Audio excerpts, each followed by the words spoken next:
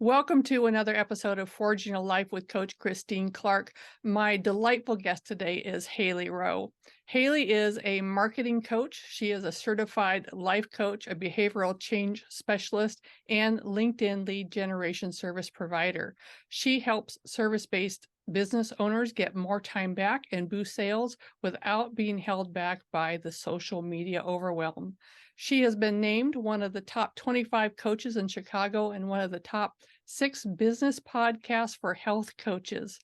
Since 2010, Hailey has worked in the coaching industry and in the business development marketing for startups. Hailey's philosophy is, you can have an amazing service and impact to make, but without a strong mindset and sales and marketing plan, your business will remain a hobby. Welcome to the show, Hailey. Thank you. Thanks for having me today. You are most welcome. So just to start off with, tell me a little bit about your journey. How did you come to do what you do now? Yeah. Well, I got an interest in personal development actually right around like middle to late high school. And I didn't know what I wanted to do with my life necessarily. I had always grown up performing and like going on auditions, and I sang in a band and all that kind of stuff. And I think it really taught me a lot of good like personal development and almost entrepreneurship lessons, because you're always putting yourself out there, you're facing rejection, all that kind of stuff. Absolutely. And so I knew I wanted to do something with business. I knew I liked personal development. I didn't really know where I wanted it to go. So I started with just getting some coaching certifications. And I also ended up studying entrepreneurship in college, and I loved that. And it got me interested in learning about what would it be like to have your own business. But I first, when I graduated, worked for some companies who were startups in business development and marketing. And that was great because it was like a crash course in just being in a fast-paced environment, and you have to learn copywriting, and you have to learn how do you get customers and all that kind of stuff. And I did that for a while. And then in 2017, one of the companies that I worked for let everybody go in one day because they were having a bunch of delays with the equipment they were going to be having in their center. And it was just taking a long time. And that's when I was like, well, I know I want to be an entrepreneur at some point. And I guess this is my chance, because the worst case scenario, which is being unemployed, has happened. Right. And it can't get much worse than that. So I might as well just do what I want to try to do all along, right? So I ended up starting my coaching business and working specifically with individual business owners who were service-based, and a lot of people in wellness, a lot of people who are in life coaching, a lot of people who are mindset coaching, people like that, and have been doing it ever since. So that's how I got into it. And it's definitely been a journey of, realizing you're never going to feel fully ready, but you just got to take the leap when you get that sign and never look back. And I'm really glad that it ended up being one of the best things that ever happened to me, getting let go. So Right. that's a lesson I had to learn. Yeah, I love that. I love that piece of your story. So for you, what were some of your most significant challenges, and what growth came from those challenges? Because when you step off and go into that entrepreneur sea, it's all on us, all on the individuals. That's why, I find that the entrepreneurs, those solo business owners, are the most courageous people in the world, because they're taking normal lives up and down and then putting this huge piece of running a business in all its spectrum into one spot. And it takes a lot. It takes a lot. And the growth is, entrepreneurship is probably one of the best self-help growth, personal growth things you will ever do in your life. Yeah. So tell me what were, some of your significant challenges, and then what growth came for you from those. Yeah. Well, I would say in the beginning, one of the biggest challenges was a couple things. One was getting used to uncertainty, because the thing is, when you're starting out, a lot of people aren't necessarily, we're very used to maybe working in a job or the corporate world where you're typically told your responsibilities, you're told what your duties are, and obviously there's some room for you to be creative and getting that stuff done, but for the most You part, have you know that, what is expected of you. yeah, there's that structure that you're working within that is set by the Yes. company. So you don't have to worry about that framework. Exactly. Exactly. But in entrepreneurship, you're like, okay, you're just out on this playground and you got to figure out what works and where to start and how to prioritize and all of that. And so Mhm. I think a lot of people psych themselves out from the beginning because they want to know that their plan or what they have on their to-do list is going to lead to some result. And so then they don't start anything because it's like, well, I don't know if it's gonna get me to the results. So maybe this isn't the right action to take first. But the truth is, and I had to learn this, is that everything comes back to me either with a lesson or a client or a referral or something. But what doesn't get me anywhere is staying and overthinking and, analysis paralysis. So I really Mhm. started to be scrappy and just take action and be like, I don't know if this is going to work, but I'm going to try it. I'm going to try this. I'm going to try that. And a lot of people think of throwing spaghetti at the wall or like trying new things or trial and error as like, I don't want to have to do that. I don't, that's not how I think it should work. But the truth is, if you're a beginner, that is how it works. So in Yeah. order to, now you'll pick up pretty quickly on, oh, interesting. The people who are gravitating towards me are blank, or that interview went really well. So maybe I should do more collaborations with those kinds of people or whatever. So you can pick up on that pretty quickly. And as long as you're not just throwing spaghetti at the wall and never reviewing it or never, asking yourself, what can I do better next time? And that kind of thing, then it's not a waste of time because you are figuring it out as you go. And that was something I had to learn. And the other thing that I had to learn the hard way in the beginning of my business is managing myself and my time. So I actually have a free time management system I share with people on social media and in my Instagram bio and stuff. And it takes you through, and it's what I use every week, my process for like, how do you prioritize what you want to do, what you need to do, what's aligned with your goals, and how do you actually get it into the schedule, and what's a realistic day schedule versus like your wish list day schedule. Because what used to happen for me is I would write down something like finish website. And it was such a broad task. Right. And I was like, well, there's like 12 pages on your website. There's an about page, there's a services Yeah. page. Like, what are you talking about? You're not just going to, unless you're going to spend 12 hours today doing that, it's not going to get done. Right. So really breaking things down and being like, okay, where can this actually fit in my day, and time blocking and all that. That was a real skill I had to learn.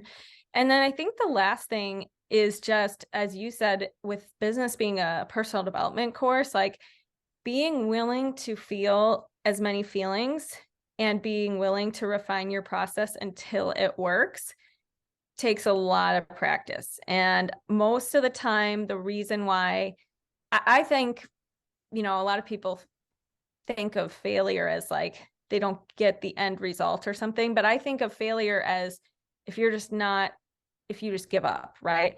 So I think you have to get used to feeling feelings of, I haven't figured it out yet, but I'm figuring it out.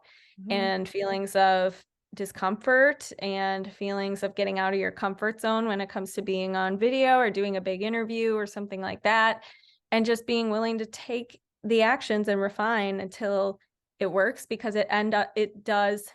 Like, I am so glad I stuck with it, because now it's like much easier, and Right. I can kind of make it easier for my clients too and tell them, don't do these things and Right. try this and all that. But Yeah.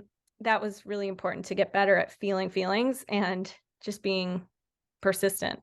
Yeah, those are all just huge, and love what you say about just taking action, because there are so many things that we will learn, that people learn when they're in the process of doing, that you can't even imagine if you're trying to plan it all out, perfect it before you step into it.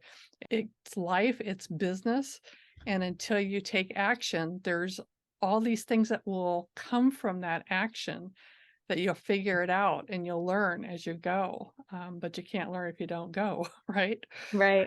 Yeah, so that is really wonderful. And that's one of the things that we want to talk about today is that perfectionism, that overthinking, that piece where, indecision, like I'm afraid to make a choice because I don't want to make the wrong choice. And as you said, if you don't just act, you're worse off sitting still Mhm. than just taking action and just trying things on. But what do you think that perfectionism, overthinking, or indecision actually cost people? What Yeah. does that cost us as entrepreneurs if we're in this overthinking piece? hmm Well, I always say being shy is expensive, or like not getting your message out there is expensive because you are hiding it. And so nobody is going to just naturally discover you. And I know we think that's how it could just work. Yeah. We'll just got to put our website up and then woo, it's Ah, right. gonna We're like done. flood over into us. But the truth is, I think that as there's a quote from John Acuff, who is an author of a book called Finish, which is for perfectionists. So it's a really good book.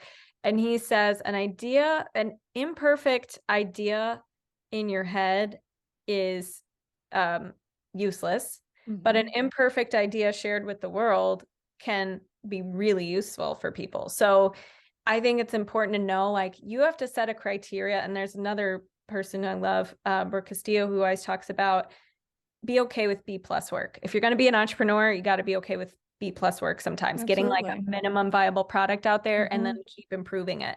So I'm not saying be careless, and just put out something just because, but I am saying you got to get okay with it not being exactly like, just like an artist would keep trying to refine and fix their painting before they put it out there. Well, there has to be a done point. There has to be like a point where you say, nope, this is just what I'm putting out there, and how it's received, it's fine, but I'm putting it out there. So the cost is that if you just wait in your head and keep this all hidden, you're missing out on, number one, helping people who might be looking for your help. Right. And number two, here's the other thing. Usually perfectionists, even their B plus work is really good. And if you're hiding that, they're going to go to somebody else who is willing to put it out there, and they might not even be the best fit for that person. They might not Right. even be the best service provider for that person, but because you were waiting, you missed out. And there's that other quote, I'll just finish with this, is like, you someone else, because they believed in themselves more, is getting the results you want, even though they might be less qualified, they might be less, you know, have less of a great system than you. So Yeah. to me, it's more of a protective thing. Like, I'm like, get your message out there, help the people who are looking for you. And if you know your heart and intention is good and your offer is good, it's a service to get it out there. Right. Yeah. How many people have to suffer until you're ready to share what you have with them? And absolutely right. If you don't get it out there, it can't grow, it can't morph, it can't become better. And if you are looking at somebody else that just put it out there, and yes, you may have a superior product, but a superior product, hidden under that basket isn't going to do anything, go anywhere. What kind of ways what are the ways that you will, guide clients to overcome that Mhm. perfectionism, overcome that overthinking? I know when I'm working with my clients, then one of the questions I like to ask is, what is the simplest, easiest thing you can do? Well, do Yes. that, just to that little tip forward so that you can start the motion and then we'll build on that. But what kind of things do you do? How do you guide your clients to get past that overthinking perfectionism piece? Yeah. Well, I think the first thing is to acknowledge what is coming up for you, as far as what are the common beliefs or things that you say about yourself or your business that are holding you back. So for example, I had a client who kept saying, I'm just a new coach and I'm just a newbie. And who's going to want to work with a newbie? But in reality, so when we actually looked at that belief and we're like, wait a minute. So, okay, so when did you get your certification? It was like 4 years ago. Okay. And how many clients have you coached? It was several. And how many practice clients have you coached? A lot. And, like what was your own story creating your own results? Okay. So like she was not new. She was just making that. Right. She was not new. She had been in Mhm. the business for 4 years. So I guess it depends on how you define what is new. And so we had to figure out like, well, what would it look like if you weren't new? Like who do you want to be? What is an established coach? And then Right. just starting to bridge that process. So you're not going to say one day, I am just a shy person. And then the next day you're going to be like, I am a confident, powerful, courageous No, person. right. Like you're just not, that's not how it works. And that doesn't really work. Yeah, But that I, subconscious will show up and say, "No, I yeah, want you back." Right. exactly. It's like, what are you doing? Right. But what you could say is, I am shy around new people, but when I get to know people, I tend to be a little more outgoing. Or I might be shy, and that is something that I'm working on. Or I might be shy, but I know I can have 10 to 20 minutes where I go outside my comfort zone and send a couple messages and then revert back to my little hole or whatever it is. But like you need to have like a bridge to start to explore, wait, is this truly true? And do I want to keep this thought? Or is there something else I want to explore? Or is there something else I can start to do today to show something differently? That's kind of how I work on it with my clients. Yeah, that's beautiful. That's beautiful. And I just spoke with a gentleman this morning that I've had several calls with, and he was using language of, I'm trying to break into the coaching world. And it's Mm, like, no, you are a certified coach, and just yeah. watch your language. Not I'm trying to. How about if you say I am? Let's just Mm-hmm. change the language. Let's Mm-hmm. challenge that a little bit. But yeah, that's beautiful. Right. Yeah. Um, Tell me about the business equation for doubling your sales. This is something that Mhm. you're known for, something that you work Yeah. with a lot of people with. So um, tell me your stuff. Yeah. So the business equation to double your sales is really, it comes down to how many proposals have you made. So whether that's, a sales proposal, whether that's a proposal to be on a podcast, whether that's a proposal to have a discovery call with somebody or a call with a potential client or a networking partner, minus the no's equal your result.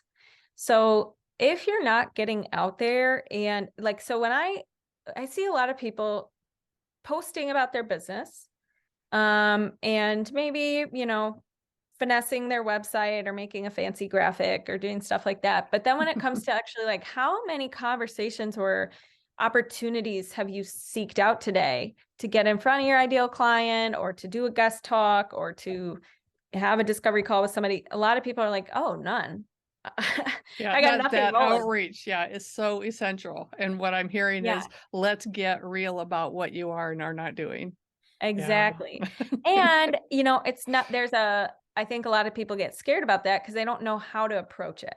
And they Mm. think they have to send a cold, long sales pitch to someone, which is not what you have to do. And that's not even what works. But what you can do is start like conversations, ask questions, get to know what your audience wants and needs, make content about that. Say, hey, I was thinking of you. You mentioned you struggle with this. I made a post about it. I wanted to share it with you. Or, hey, I noticed we both have this contact in common. I noticed you have a show and I have a podcast. I'd love to collaborate. Like, so you see, like, I think a lot of people need to demystify that it's so scary and you have to go like create a transaction immediately. And No, that's not yeah. true. So I think that it's important to be making those proposals and set a goal for yourself. And I also think it's important to be learning from the no's. So if you are seeing that you're not getting sales consistently, ask yourself, when I have had interested clients, but they didn't end up signing up, why was that? And what was the real reasons? Was it just finances, or did you dig deeper and say, aside from the finances, is there anything else like holding you back? Because we need to know that information so that you can continue to market and position your offer and, Right. improve. So that's the other part of the equation that sometimes needs some work, is learning from those no's. Yeah. So look at what you're doing. How many outreaches, how many proposals are you actually doing? And then what are your no's? What are your yeses? If you want X number of clients, you need so many yeses, so you have to do so many extra more. I mean, it's like just knowing your numbers knows what you need to shoot for as far as activity that way. Yeah. Yeah. And you're right, that networking piece is all about connecting, learning, sharing, and when you're having enough conversations, you will find the people that resonate with you, that are your people, your followers, your seekers, really. Mhm. And they'll step into doing business with you. But they won't know that unless you have that conversation with them. Right. Right. Yeah. That's cool. I love the simplicity of that, because Thank you. we want to make things more complicated. We want to have giant strategies. It's like, no, Mhm. just connect, remember, learn about people, and then be open to, then make those connections. Like you said, I Mhm. wrote about this, I thought about you, here's the post. Yeah. Just sharing the information. Yeah, it's Yeah. beautiful. And I think leading from the feeling of what's in it for them and curiosity Right. is really important too, because you're going to come up with way better ideas of how to learn from your audience and see how you can help them. Because I do think there is a point where you could say, hey, are you looking for support with that? Or would it make sense for us to have a whatever you call your sales process, a discovery call or something, to talk more about how we could work on that together. But it doesn't get to that point until you know what they were struggling with in the first place. Right. So that's why I say leading with curiosity and always seeing like what's in it for them. Like what do they want that I could either provide, or I could connect them with somebody who could help them with that or whatever. That's really useful to know, because it will make the transition much more natural to see if there's even an opportunity to work Right. together. Yeah. And finding out, is what I'm doing a match for what they need? And if Yeah. it is, openly offer that, talk to them about that. And not, don't put yourself or them through the misery of trying to make something that would help them, that's not your forte, Mhm. that's not your avenue, that's not fun for you. Right. So, right. Yeah. As I said, entrepreneurs are the most courageous people I know, because they take up all of life's normals, up and down, relationships, health, finances, and then they put a full business alongside that where they're doing all of it. And one of the biggest challenges, I think, for solo business owners is that self-care piece, Mm. that maintenance, maintaining their physical, mental, emotional wellness. And I know that you've got experience with that and some tips on, like, protecting our energy. How, because when it's all on you, Yeah. we need that self-care piece so much more, I think. I'm speaking out of line, because I know a lot of people work tough jobs and working for other people. But I think when you are that solo person, because you have the lack of the framework, because you don't have boundaries, because you don't clock in at 8 and clock out at 5, for somebody else, you have to decide when to clock in, when to clock out, when to take vacation, when to take rest, um, and how to maintain your wellness so that you can run a business, plus have all life has to offer, have good relationships, have health. Hmm. So talk to us about, your thoughts on that. Yeah. So I agree. I think protecting your energy is really important as an entrepreneur. So one of the things I would do is, when you do have, if you're still in a stage where you take things sometimes personally in your business, because I know when we have a business, a lot of times we love what we do and it's kind of like our baby or whatever. Right. But I actually encourage you to kind of like, yes, it's your baby and you're raising this child and all of that, but at the same time, it's a separate entity from you. And people are going to perceive it different ways. And it's not going to be, if your baby is not going to be friends with every single person in the world. So like, it's not going to be a fit for everybody, and that's okay. And Uh, that's just business.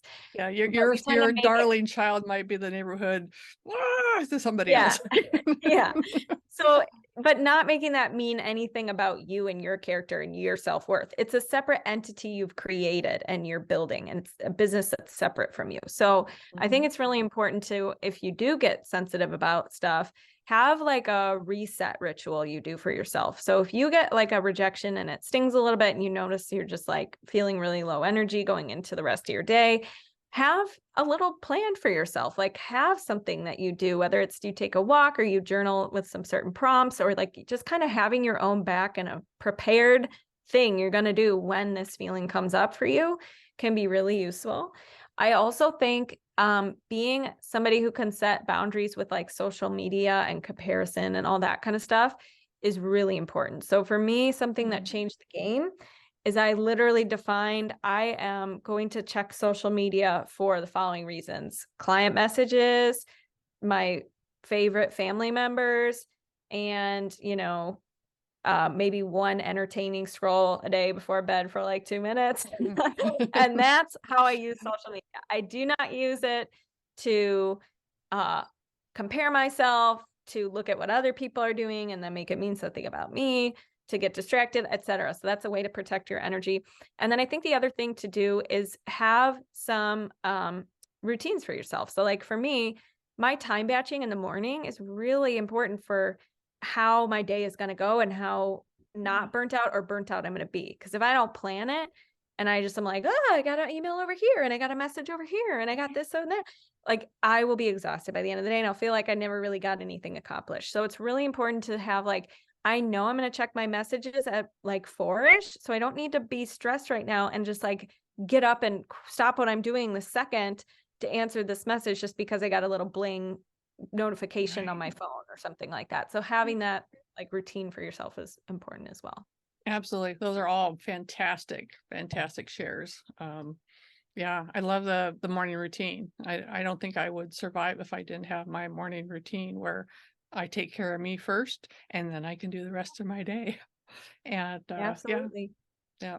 And having that clear idea that that entity is separate from you, because it is our baby, because it is our thing. We're putting it out there, our sweat, our love, our inspiration, our creativeness is in that.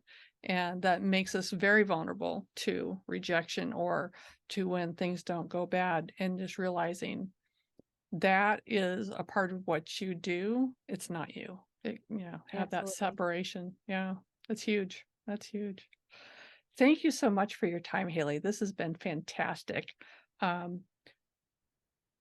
would like for you to share, if you would, just a bit of wisdom that you would share to anybody that is an entrepreneur, solo business owner, or is looking to become that. What would you tell them? Yeah. Ooh, interesting question. I would say if you are willing, again, to feel feelings and to take action until it works and be open to refining along the way, you will make it. But a lot of people, and maybe you need to ask yourself this question, is like, how willing are you? And what are you willing to feel along the way? And if you don't write down, I'm not willing to feel embarrassed ever. I'm not willing to feel confused ever. I'm not willing to feel frustrated ever. Starting a business is not going to be Keep for your you. day job. Yeah. And you'll have to feel those feelings no matter what, though. So that's the thing I would challenge is like a lot of times we think, well, it's just safer to stay in my day job. But I learned not really. like that Right. ended. Yeah. Yeah. So I might as well do what I want to do. So I think that would be my final advice. Beautiful. Excellent. Thank you so much for your time, Hailey. This has been Forging Life with Coach Christine Clark. My guest today has been Hailey Rowe. You can look at all of her contact information in the notes. Thank you for being with us. And until next time, keep hammering. You're going to make this.